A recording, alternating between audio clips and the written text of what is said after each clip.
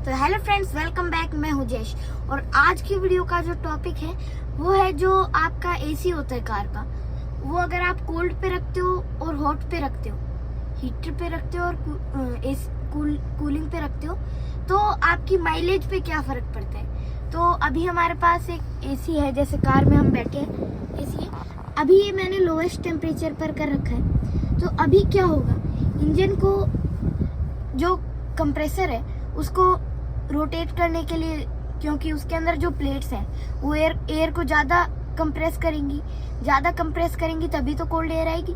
तो इंजन को उनको कहीं ना कहीं कंप्रेस करने के लिए ज़्यादा वर्कआउट करना पड़ रहा है, तो उससे हमारी माइलेज पे इफेक्ट पड़ेगा ज़रूर।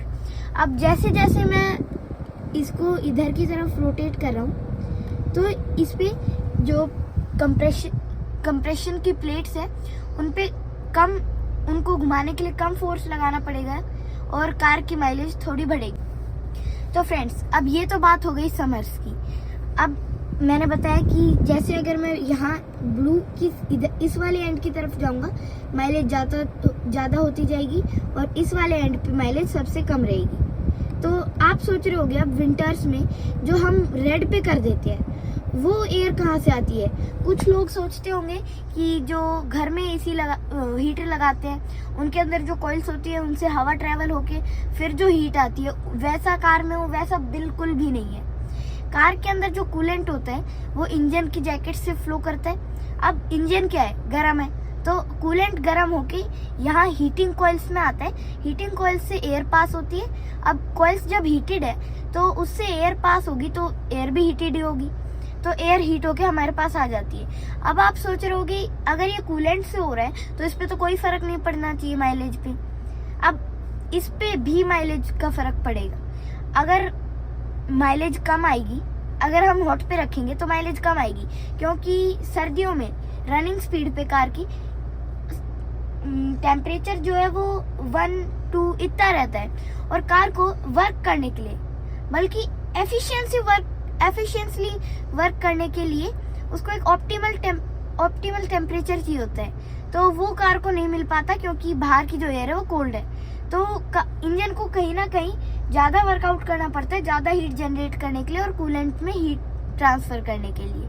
और क्योंकि एसी जो हीटर है कार का, उसमें जो कॉइल से गर्म हो रहा है, तो हम कहीं ना कहीं हीट का एक पार्ट ले रहे हैं, तो वो भी हीट का कंजप्शन होता है। तो जो कार है उसको ज़्यादा वर्कआउट करना पड़ रहा है। तो अगर आपको एक कूलेंट वाली बात नहीं समझ में आई तो मैं आपको एक बार फिर से डिटेल में बताता हूँ कि आप सोच रहे होंगे कि कार चालू होते ही कूलेंट फ्लो होने लग जाता है रेडिएटर इन सब में, तो वैसा बिल्कुल नहीं है। जब जो थर्मल वॉल्व्स है वो इंजन के टेम्परेचर पे हीट होने के बाद खुलते हैं और तभी कूलेंट फ्लो करना चालू करता है और रेडिएटर से फ्लो करता है।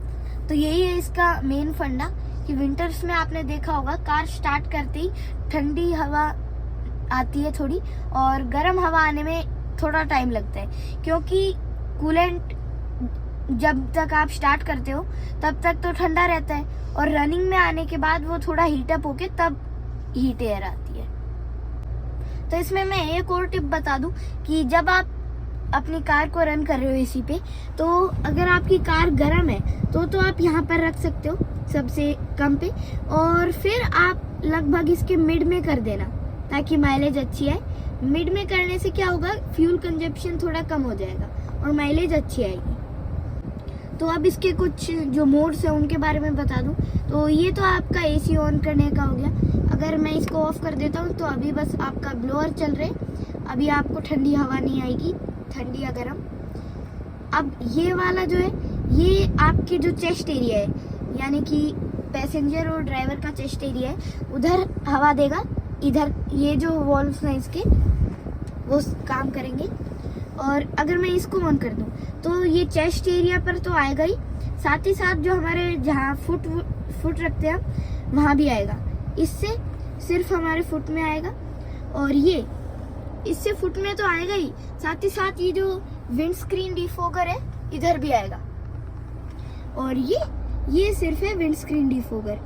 अब इसमें जैसे आपने विंटर्स में देखा होगा कि जो आपकी विंड स्क्रीन है उसके ऊपर कुछ सी जम जाती है। तो उस टाइम आप फ्रंट डिफोगर ऑन कर सकते हैं और ये रियर डिफोगर।